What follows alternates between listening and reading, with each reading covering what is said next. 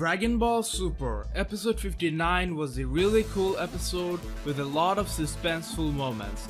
Though this wasn't a major episode in terms of actions, it still had decent animation quality. I like how each and every episode of this arc has been maintaining its production standards. There was a 1-week break before this episode, and the online active DB community got some spoilers during this. We already knew the main plot of this episode. We knew that Zamasu will try to kill Gowasu, and then Beerus would finally interfere and destroy Zamasu. Even after knowing all that, I still felt very excited while watching this episode. The story presentation, music and all built up the suspense in a proper way, and at the end paid us off well. Overall, I'm rating this episode 7.8 out of 10. And obviously, I am recommending you to watch it.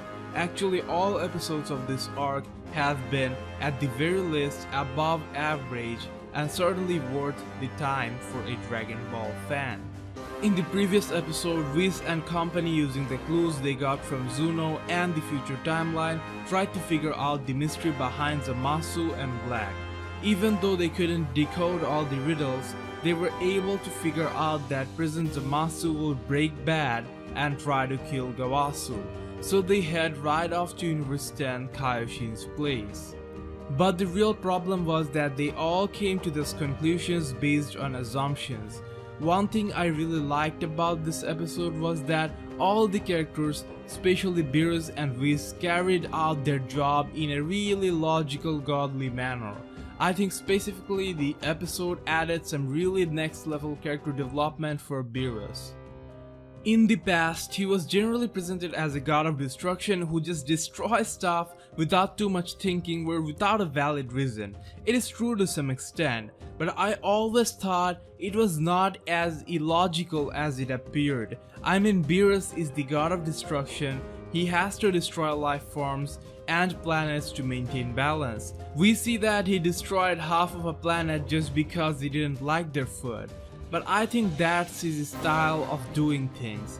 Doesn't necessarily mean he destroyed only because the food isn't good enough. You understand what I'm saying? However, all that apart, this case was truly different, and Beerus just had to act very sensibly.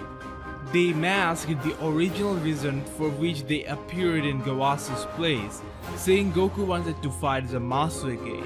Obviously, Goku idiotically was trying to protest that.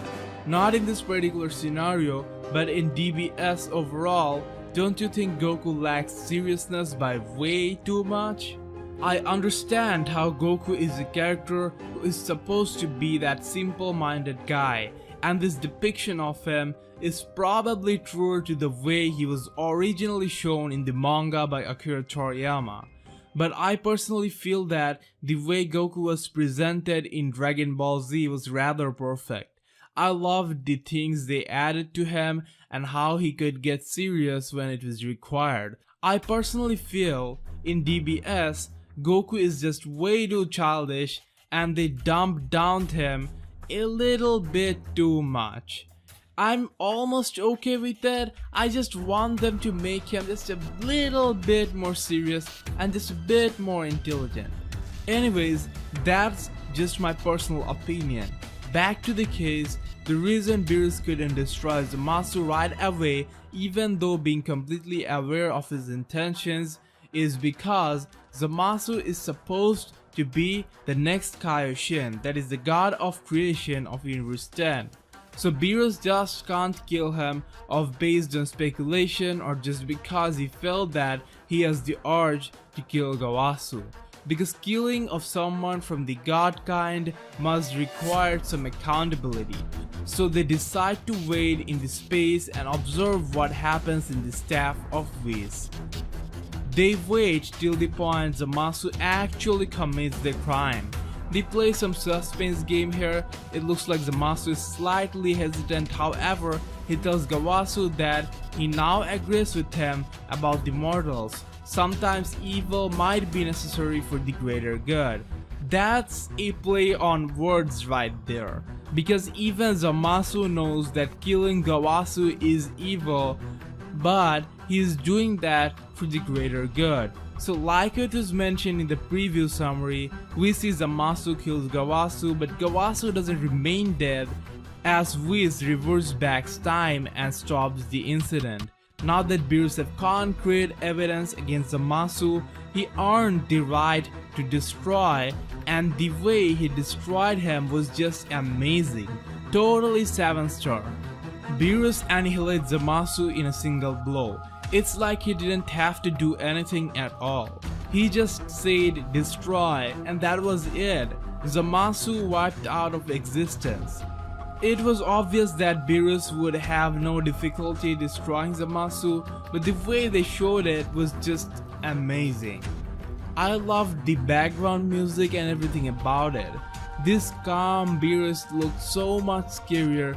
It was a good reminder for us to who Beerus really is. Beerus being a god of destruction after a long time. In short, Zamasu was dealt with in a really godly manner. In between these incidents, we see segments from the art and the future timeline. We see this really cool scene where Kid Trunks tries to motivate his future self, challenging him to a fight. Kid Trunks vs Future Trunks was fun to watch. Lately, I think Kid Trunks was just hanging around, not doing much, so this adds some development to his character.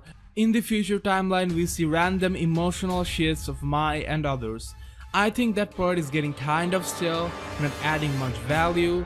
They could highlight the resistance army more instead. But look at Yajirobe. The guy gained some muscles in the future. We also see Zamasu and Black from the future timeline, but they are in a really great environment. Every time the future timeline was shown, it looked very much destroyed and dark. So they might be sitting in a place which they didn't destroy yet, or who knows, they could even be in another timeline or something crazy like that. Things are really confusing at this point of time. Anything can happen. However, Beerus, after destroying Present Zamasu, thinks the problem is solved. But we all know from what has been shown in the past, in DBZ universe, timelines don't work like that. Changing past or future doesn't change the other timeline in any direct manner. Future Trunks points that out and even says the last time he killed androids in the past, it did nothing to the ones in his timeline. That's obvious, we the fans know this system of the time, but here's something Beerus adds, that is, the case is different for gods. If a god destroys a god, then they are wiped out from all of the existence or something like that. But then later we see in episode 60 preview, Zamasu and Black are still alive and okay in the furniture.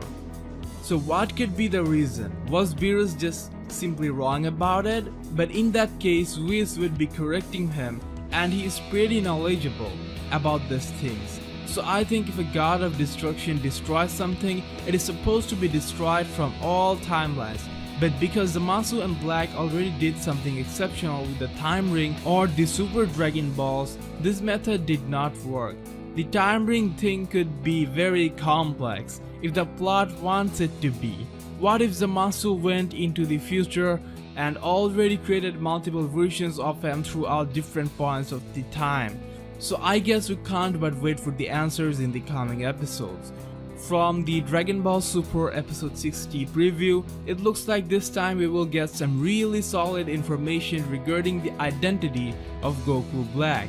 I'll do a complete breakdown of episode 60 trailer very soon. Subscribe if you don't want to miss that. Like our Facebook page Dragon Ball Fans, link attached in the description. Comment your opinion down below. See you in the next video.